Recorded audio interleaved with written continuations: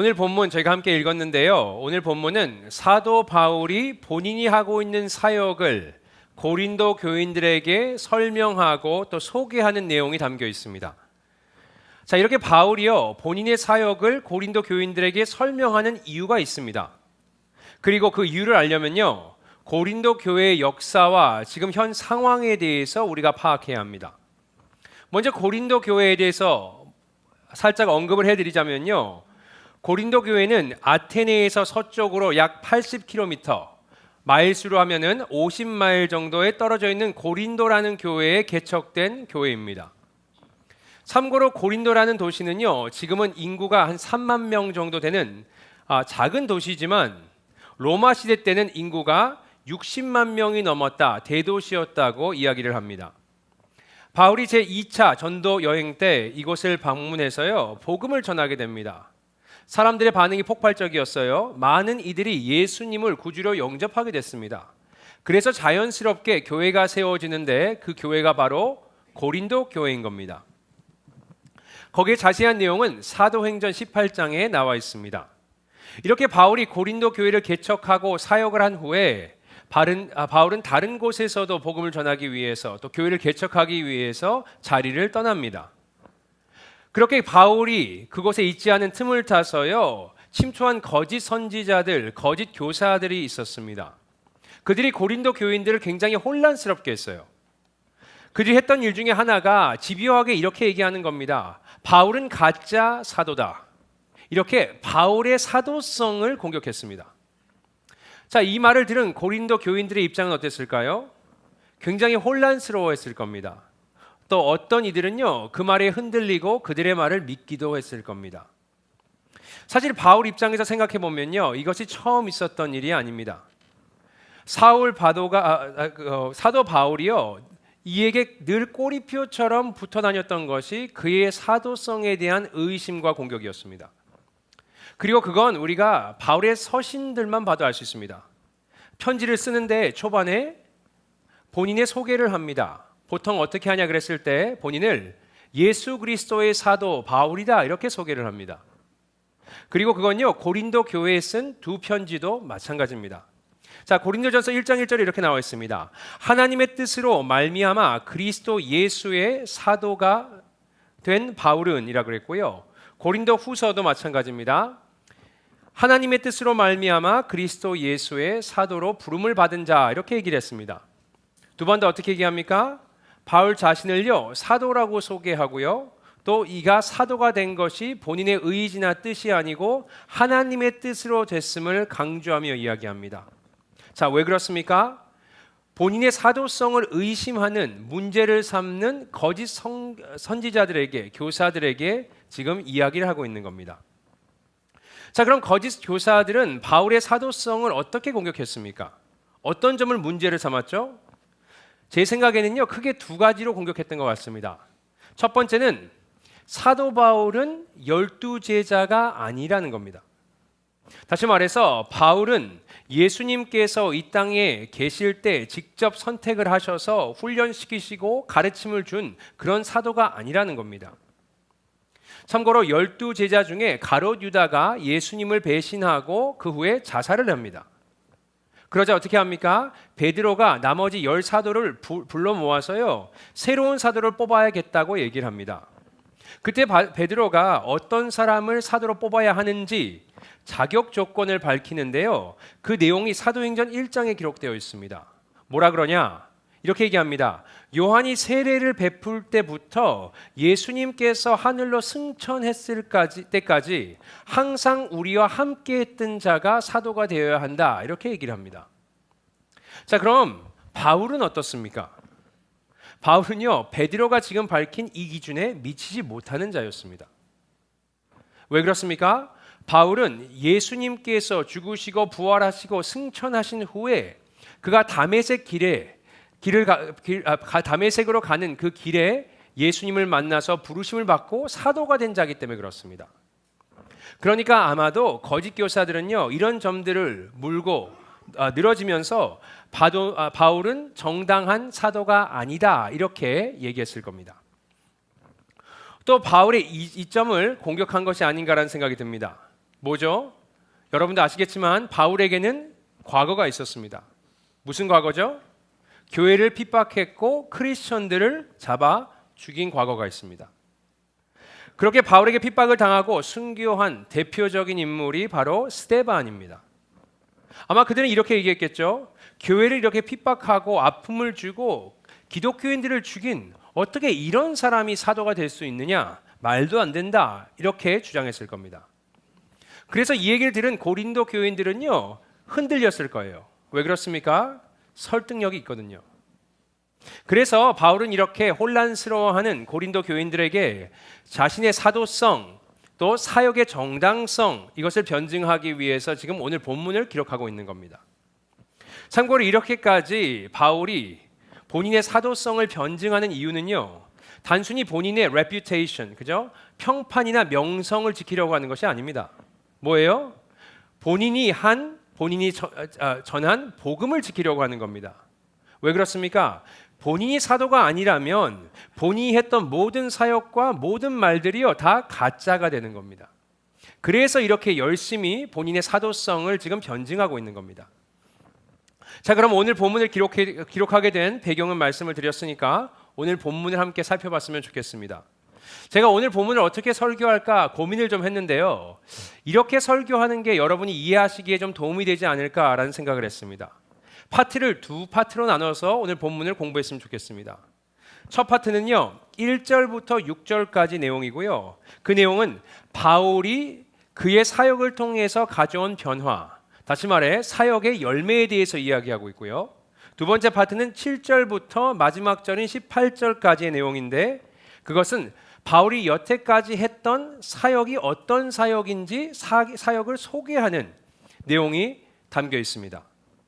자, 이렇게 두 파트가 있는데요. 우리는 그 두 번째 파트를 먼저 보시고 그 후에 첫 번째 파트를 보도록 하겠습니다. 자, 두 번째 파트 어떤 내용이 담겨 있느냐? 여기를 보시면요, 어떤 예전에 있었던 사건 하나를 언급하는 것 같습니다.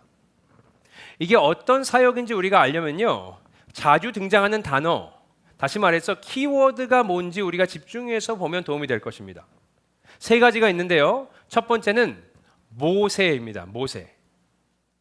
모세에 대해서 이야기를 하고요. 두 번째 단어는 수건입니다. 자, 수건이요, 여기서 6번이나 언급이 돼요.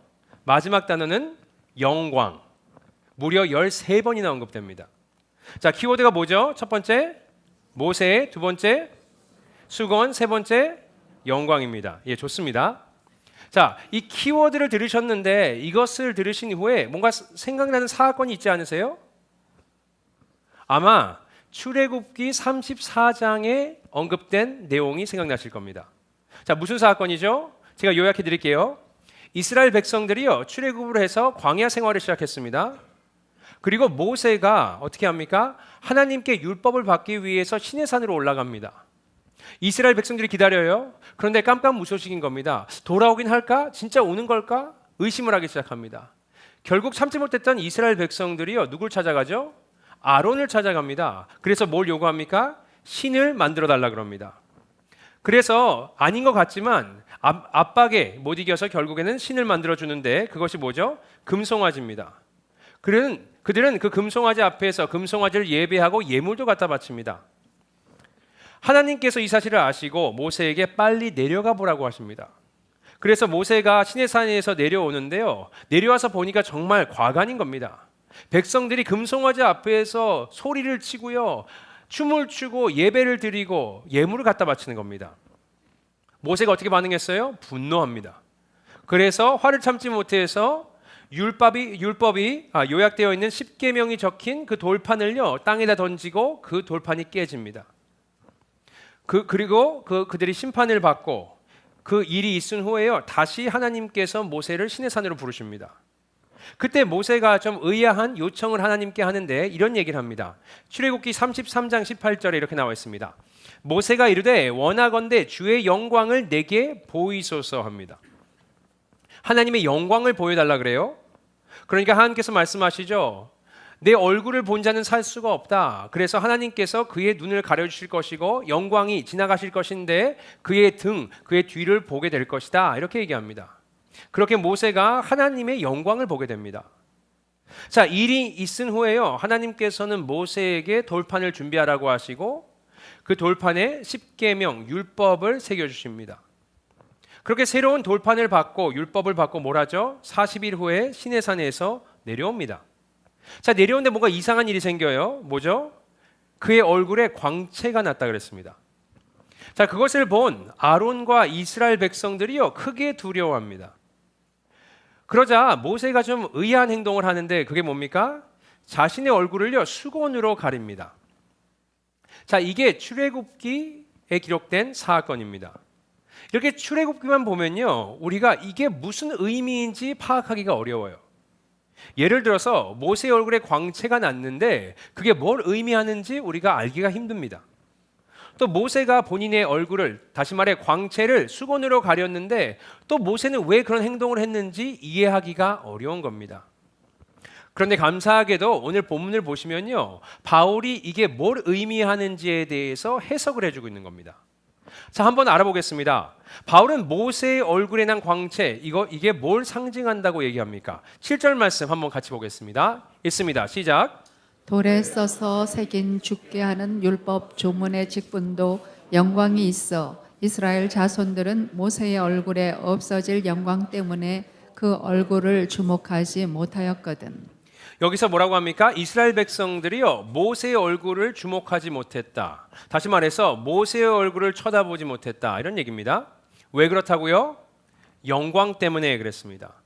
자, 그렇다면 모세의 얼굴에 나타난 그 광채는 뭘 의미하는 거죠? 영광입니다. 자, 무슨 영광입니까? 여기 보니까 율법 조문의 직분의 영광이라 그랬습니다. 다시 말해서 모세의 얼굴에 머물렀던 그 광채는요 율법의 영광을 상징하는 겁니다. 자, 그런데 좀 이상하죠? 뭐가 이상하냐면요 오늘 본문을 잘 보시면 영광은 분명히 좋은 것 같은데 모세가 율법의 영광에 대해서 얘기할 때 그다지 긍정적이지가 않은 겁니다. 자, 어떻게 할 수 있죠? 한번 살펴보겠습니다. 7절에 이렇게 시작합니다. 제가 읽어드릴게요. 돌에 써서 새긴 죽게 하는 율법 조문의 직분도 영광이 있어. 7절 마지막 부분입니다. 이스라엘 자손들은 모세의 얼굴에 없어질 영광. 9절입니다. 정죄의 직분도 영광이 있은즉. 11절이요. 없어질 것도 영광으로 말미암았은즉 이랬습니다. 자, 율법에 대해서 얘기하면서 뭐라 그럽니까? 정죄하고 죽게 된다고 얘기하고요. 또 없어질, 사라질 영광이라고 지금 얘기를 합니다. 자, 바울은 왜 이렇게 부정적인 표현으로 이 율법을 묘사했을까? 혹시 바울이 율법에 대해서 나쁘게 생각하는 것은 아닐까? 여러분, 아닙니다. 왜? 바울이 로마 교회에 쓴 글만 봐도 알 수 있습니다. 로마서 7장 12절에 이렇게 나옵니다. 이러보건대 율법은 거룩하고 계명도 거룩하고 의로우며 선하도다 했습니다. 보시는 것처럼요 바울이 생각하는 율법은 나쁜 것이 아니고요 거룩하고 의롭고 선하다 이렇게 얘기했습니다. 자, 그럼 바울은 왜 율법을 이야기할 때 이런 표현들을 쓰는 것인가? 이것을 알 수 있는 표현이 8절, 9절, 또 11절에 있는데요. 저희가 한번 같이 읽어보겠습니다. 여기서 계속 반복되는 단어가 뭔지 한번 생각해 보시면서 읽으시면 되겠습니다. 제가 그랬더니 일부 예배 때는 영광이라고 하셨는데 영광은 빼고 생각해 주셨으면 좋겠습니다. 8절, 9절, 11절 함께 읽어보겠습니다. 시작. 하물며 영의 직분은 더욱 영광이 있지 아니하겠느냐. 정죄의 직분도 영광이 있은즉 의의 직분은 영광이 더욱 넘치리라. 없어질 것도 영광으로 말미암았은즉 길이 있을 것은 더욱 영광 가운데 있느니라. 자, 질문할게요. 계속 반복되는 단어 영광은 안 되고요. 다른 단어 뭐가 있죠? 예, 그것도 제가 생각했던 단어가 아닌데 예, 더욱이라는 단어입니다. 더욱. 자, 뭘 의미합니까? 더욱이라는 단어가 상대적이라는 겁니다. 뭔가와 비교하고 있다. 다시 말해서 율법이 예전에는 영광스러웠는데 지금 더 크고 더 완벽하고 더 좋은 것이 등장을 하니까 예전처럼 영광스러운 게 아니다 이런 얘기입니다. 그래서 모세가요 그 광채를 그 영광을 수건으로 가린 겁니다. 왜? 진짜가 아니니까, 영원한 것이 아니니까 사람들에게 착각하지 말라는 겁니다. 자, 이게 무슨 의미인가? 제가 한번 예를 들어보겠습니다. 제가 고등학교 때요, 저희 부모님께서 삐삐를 사주셨습니다. 여러분 삐삐가 뭔지 아시는 분 손 들어보실래요? 예, 예. 자, 삐삐를 아시는 분들이 많이 계신데, 예. 그 당시에요, 삐삐가 처음 나왔습니다. 제 나이 또래 친구들 사이에서요, 삐삐가 있는 사람들이 많지가 않았어요. 그런데 부모님이 저한테 삐삐를 사주신 겁니다. 너무 기뻐가지고요, 이것을 어떻게 하면 사람들이 내가 삐삐를 갖고 있다는 걸 알게 할까 하면서 옆구리에 차고 다녔습니다.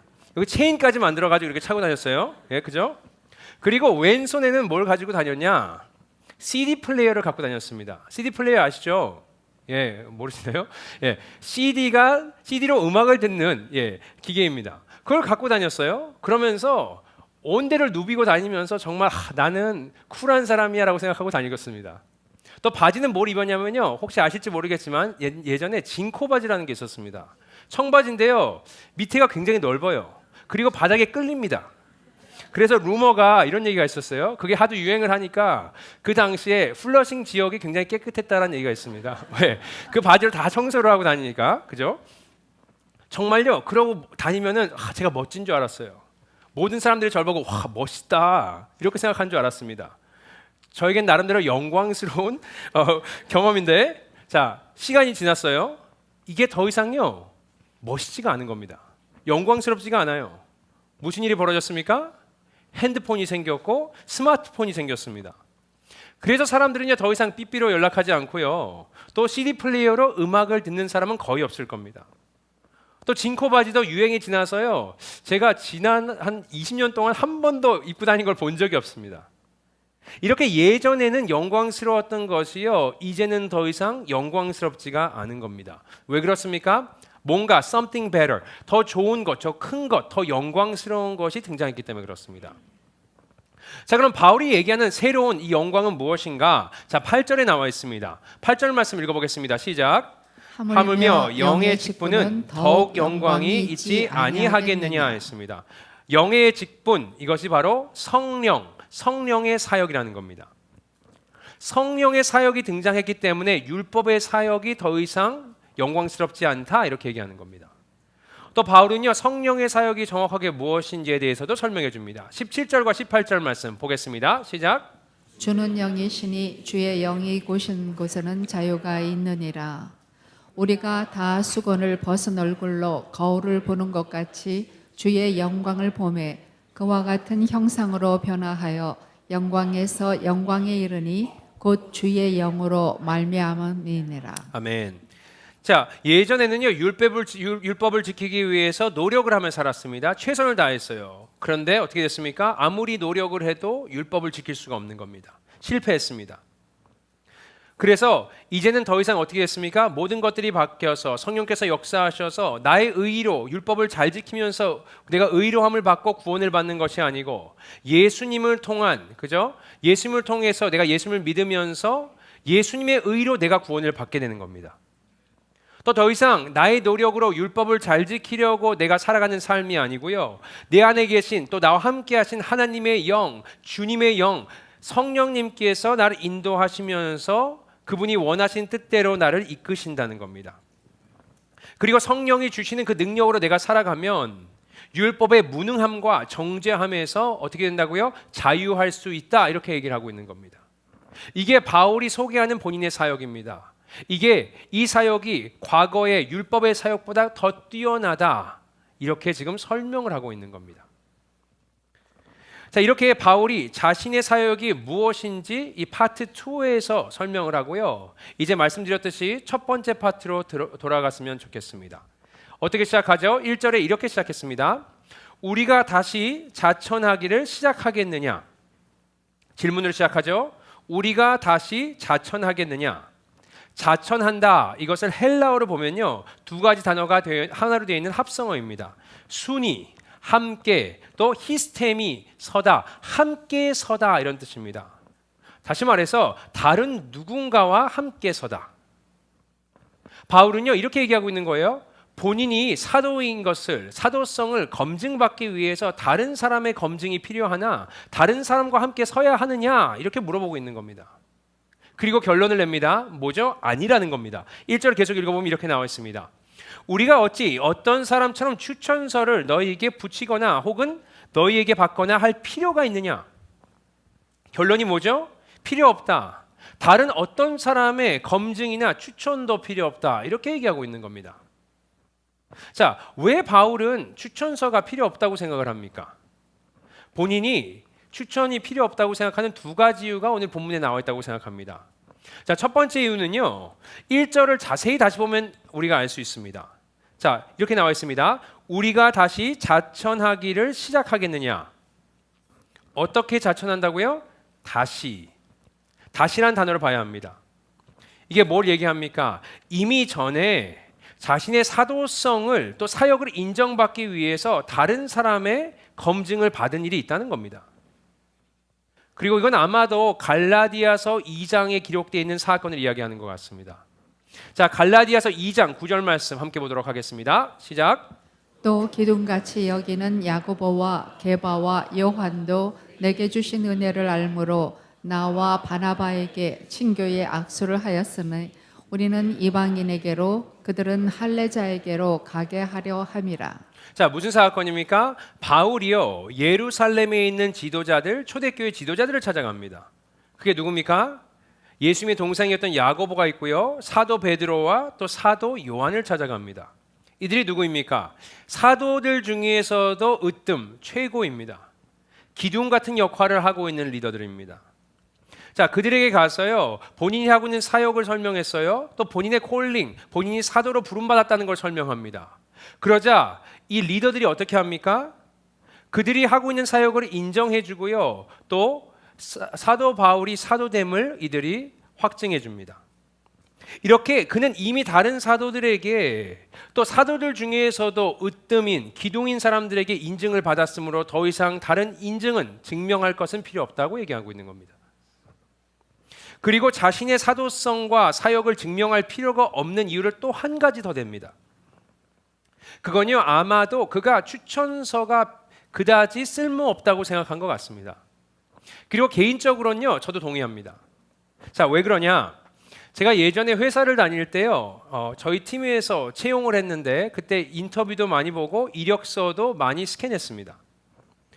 그리고 마지막으로요 레퍼런스, 추천서도 많이 받았습니다. 자, 이렇게 이력서도 보고 인터뷰도 하고 또 레퍼런스, 추천서도 받는데요, 그 중에 가장 쓸모없다고 개인적으로 생각하는 것은 뭘까요? 추천서입니다. 왜 그렇습니까? 추천하는 걸 보면요, 추천서를 읽어보면요 나쁜 내용을 한 번도, 제가 단 한 번도 읽어본 적이 없습니다. 정말 수백 개의 추천서를 봤고요, 수천 개의 추천서를 읽어봤는데 그 중에 단 한 개도 나쁜 내용이 없습니다. 자, 생각해보면 너무 당연하죠, 그죠? 제가 누군가에게 저를 추천해달라고 부탁할 거면 그 사람이 나에게 대해서 좋게 얘기할 걸 알고 부탁을 할 겁니다. 그렇기 때문에 필요가 없는 거예요. 나를 싫어하거나 객관적으로 나를 판단해 줄 사람에겐 부탁하지 않습니다. 그래서 내용을 보면요 다 성실해요. 책임감이 다 강하답니다. 제가 물어봐요. 이 사람의 약점이 뭔 것 같습니까? 라 그러면요 일을 너무 열심히 하는 게 약점이랍니다. 일을 너무 열심히 해서 가정에 소홀할 수도 있다, 이렇게 얘기합니다. 네, 다 똑똑하다고 하고요 다 팀워크가 좋다고 얘기합니다. 그런데 막상 같이 일을 해보면요 그게 맞을까요? 아닐까요? 아닐 때가 많습니다. 그리고 이런 점은요 오늘 고린도 교회를 찾아온 거짓 선지자들만 봐도 알 수 있습니다. 그들이 뭘 갖고 왔을까요? 추천서를 갖고 왔을 겁니다. 그래서 우리는 이런 추천서가 있고 우리는 우리를 추천해 줄 사람이 있는데 사도 바울 뭐야? 쟤는 아무것도 없잖아. 가짜야. 이렇게 얘기하는 겁니다. 이렇게 거짓말하는 거짓 선지자들, 잘못된 사상을 갖고 있는 자들이요 가지고 올 수 있는 게 추천서라면요 그 추천서는요 무용지물인 겁니다. 그런데 바울이 뭐라고 합니까? 자, 내가 진짜 추천서를 너에게 줘볼게, 이렇게 얘기합니다. 자, 그게 무슨 추천서입니까? 2절 말씀 함께 보도록 하겠습니다. 시작. 너희는 우리의 편지라 우리 마음에 썼고 무사람이 알고 읽는 바. 너희가 누구죠? 말씀드렸듯이 고린도 교인들입니다. 우리의 편지라, 다시 말해 바울의 편지, 바울의 추천서라는 겁니다. 글로 쓴 편지, 추천서가 필요한 것이 아니고 나는 너희들이 내 추천서다, 이렇게 얘기하고 있는 겁니다. 무슨 말입니까? 그들의 삶을 성령께서 어떻게 변화시키셨는지를 보라는 겁니다. 그들의 변화된 삶을 보면요, 사도 바울이 어떤 사람이고 사도 바울이 어떤 사역을 했는지 증거할 수 있다는 겁니다. 예전에는 고린도 교인들이요, 나의 육신과 정욕을 따라 살았다면 이제는 성령에 따라 살고 있는 겁니다. 그들의 삶과 그들의 라이프가 지금 사도 바울이 어떤 사역을 하고 있는 사람인지 증명해 준다는 겁니다. 네, 맞죠? 그들도 부족한 사람들이고요, 완벽하지 않은 사람이 맞습니다. 그리고 그것은요, 지금 사도 바울이 고린도 교회에 쓴 편지 내용만 봐도요, 그 교회에 그들에게 얼마나 문제가 많았는지 우리가 알 수 있습니다. 하지만 완벽하지는 않지만 그들의 삶에는 변화가 확실히 있었다는 겁니다. 성령께서 역사하신 흔적이 있다는 겁니다. 이게 바울이 본인의 사역을 얘기하면서 정당성을 설명하는 방법입니다. 자, 그런데요, 바울이 여기서 멈추지 않고요, 계속 얘기합니다. 3절 말씀 한번 보겠습니다. 있습니다. 시작. 너희는 우리로 말미암아 나타난 그리스도의 편지니 이는 먹으로 쓴 것이 아니요 오직 살아계신 하나님의 영으로 쓴 것이며 또 돌판에 쓴 것이 아니요 오직 육의 마음판에 쓴 것이라. 자, 고린도 교인들을 편지라고 했는데요, 2절과 3절과 비교해 보시면 무슨 차이가 있죠? 2절에서는요, 바울이 우리의 편지라 그랬고요, 3절에서는 누구의 편지라고요? 그리스도의 편지라 그랬습니다. 자, 뭘 의미합니까? 고린도 교인들이요, 성령 안에서 변화된 이 삶은요, 단순히 바울의 사도성과 그의 사역의 정당성을 알려주는 편지뿐만 아니고요, 뭡니까? 예수님을 세상에 알리는 편지라는 걸 알려주고 있는 겁니다. 그리고 여러분, 이 점은요, 우리에게도 동일하게 적용됩니다. 왜? 우리 역시도 지금 사도 바울의 새로운 사역, 예수 그리스도를 통한 우리의 구원과 죄의 사함, 또 성령께서 우리 안에 함께 하심으로 우리의 삶을 변화시키시는 것, 이 성령의 사역의 수혜자이기 때문에 그렇습니다.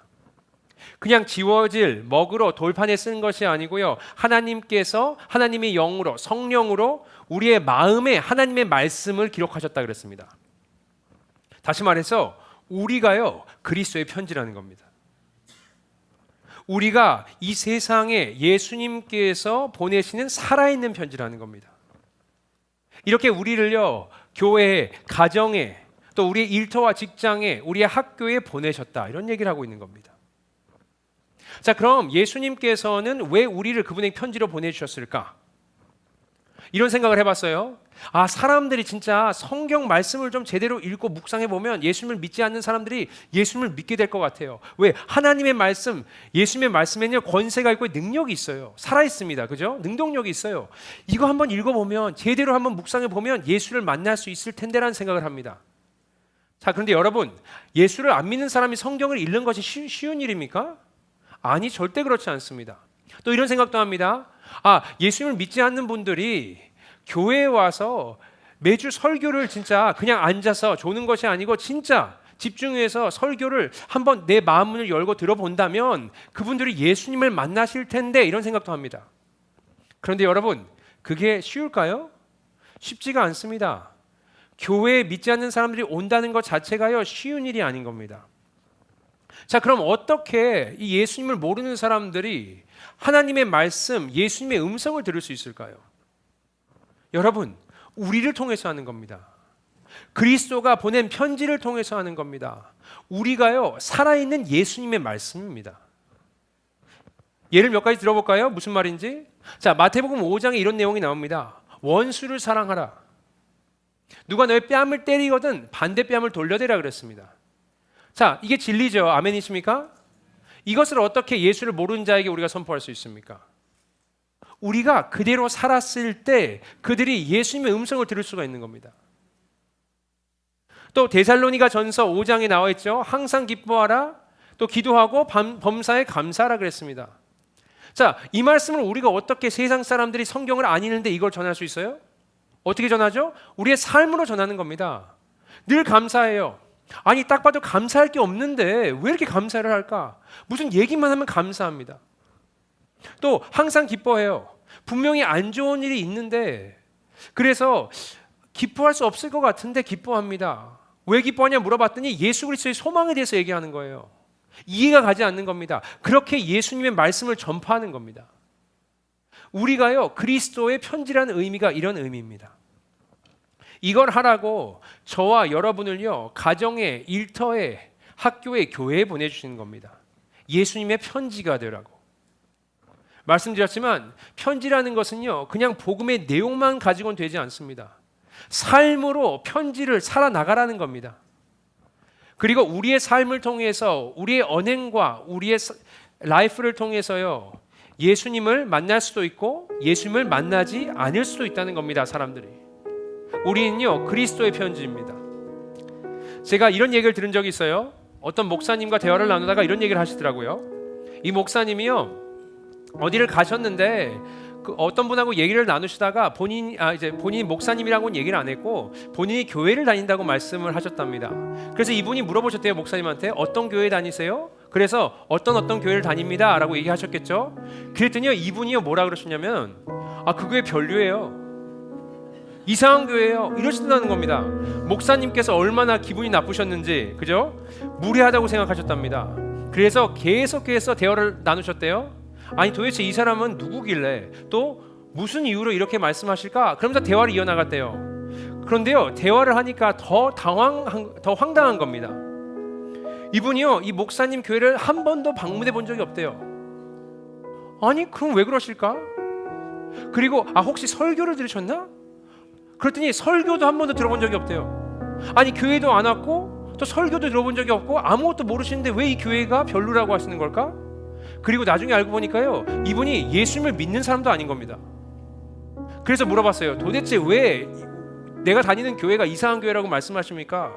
그랬더니 이렇게 얘기한답니다. 그 교회 누구를 알아요. 그 교회 집사님, 장로님을 알아요. 그분의 성품을 알아요. 내가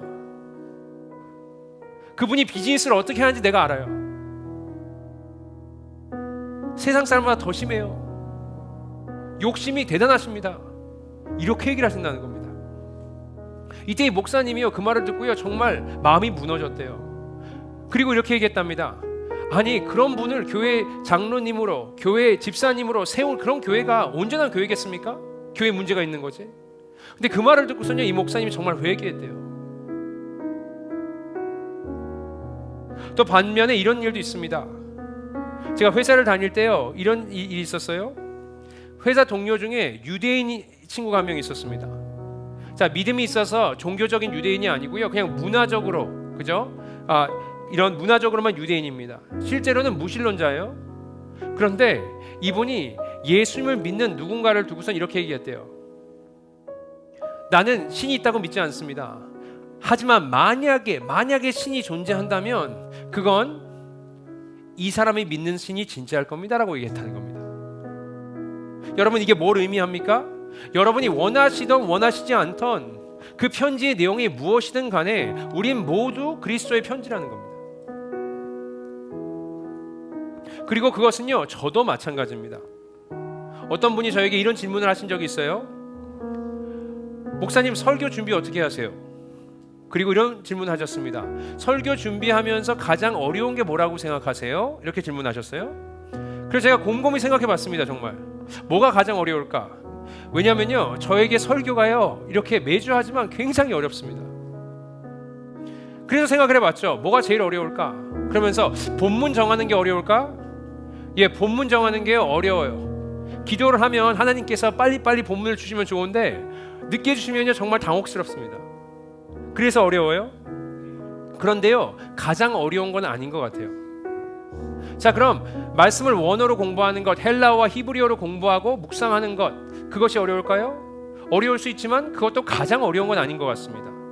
아니면 말씀의 역사적 배경을 파악하는 것, 논리적으로 말씀을 정리해서 교인들에게 선포하는 것, 아니면 적용점을 잘 찾아서 성도님들이 월요일부터 토요일까지 이 말씀을 잘 적용할 수 있도록 노력하는 것, 아니면 예화를, 올바른 예화, 적절한 예화를 들어서 그것을 통해서 공감대를 느끼게 하는 것, 그 모든 것들이 굉장히 어렵습니다. 그런데요, 가장 어려운 건 아니에요. 자, 그럼 설교 준비 중에 가장 어려운 것이 무엇일까요? 제가 생각해 봤는데요, 단연컨대 가장 어려운 점은요, 설교 말씀을 내 삶에 적용을 하는 겁니다. 목사로서요, 이 말씀을 선포하기 전에 그 말씀대로 살아나는 것이 저도 제일 어렵습니다. 그래서 목사님 사모님들이 그렇게 목사님 설교를 들으시고 시험에 드신다 그러는 겁니다. 교회 말고 집에서나 잘하지, 지나 잘하지, 이런 말씀을, 이런 생각을 하신다는 겁니다. 제 와이프는 어떠냐고요? 제 와이프는 제 설교 굉장히 좋아합니다. 네. 은혜도 받고요, 눈물도 흘려요. 제가 그래서 얼마 전에 물어봤어요. 왜 그러냐고, 어떻게 그러냐고. 솔직히 속으로 좀 기대하면서 물어봤습니다. 그래도 완벽하진 않아도 말씀대로 사니까 내가 듣는 거야, 은혜를 받는 거야, 그걸 기대하고 물어봤는데 안타깝게도 그건 아니었습니다. 그냥 하나님의 주시는 말씀이라고 받아들이니까 은혜가 되는 거야, 이렇게 얘기를 하더라고요. 자, 여러분이 누구신지 기억하셨으면 좋겠습니다. 우리는 예수님께서 우리의 교회에, 가정에, 직장에, 일터에, 학교에, 또 저희들 친구와 친척과 가족과 동료들에게 보내심을 받은 그리스도의 편지입니다. 자, 여기서 착각하시는 부분이 하나가 있어요. 삶을 완벽하게 살아내야 하는데, 그래서 완벽하게 보이려고 포장만 합니다. 여러분, 세상이요, 여러분이 완벽하기를 바라지 않습니다. 그건 제가 제 경험에서 말씀드릴 수 있어요. 세상은 그런 걸 바라는 것이 아니고요, 여러분의 삶의 주인이 누구인가를 보고 있는 겁니다. 성령님이 여러분의 삶에서 역사를 하긴 하시는지를 보고 있는 겁니다. 여러분이 말씀대로 살기 위해서 노력은 하시는가, 또 잘못했을 때 회개하고 돌이키는가, 그런 거를 보고 있는 겁니다. 제가 직장에서 일하면서요, 마지막 직장에서 6년을 일했는데요, 떠나는 친구랑 이런 대화를 나눴습니다. 동료랑. 그가 저한테 이렇게 얘기했어요. 제가 얘기를 했죠. 지난 6년 동안 야, 내가 내 와이프보다 너랑 시간을 더 많이 보냈어. 그러니까요, 우리의 삶으로 우리가 그리스도의 편지 역할을 하지 않으면요, 우리의 말로는 더 이상 아무 신빙성이 없는 겁니다. 사람의 마음을 움직일 수 없어요. 우리가 아무리 진리가 있다고 외쳐봐야 아무도 듣지 않습니다. 그들이 뭐라 그러냐고요? Show me, 보여달라고 하는 겁니다. Show me what you got. 너가 가진 거를 보여달라고 하는 겁니다. 너가 믿는 예수가 진짜야? 그럼 보여줘봐. 너의 삶으로 증거해봐. 이렇게 얘기하고 있는 겁니다. 여러분, 우리가 누구인지 기억했으면 좋겠습니다. 우리는 그리스도가 이 세상에 보내는 편지입니다. 우리의 삶을 통해서 그리스도의 편지의 역할을 잘 감당하시는 저와 여러분 되시기를 예수님의 이름으로 축복드립니다.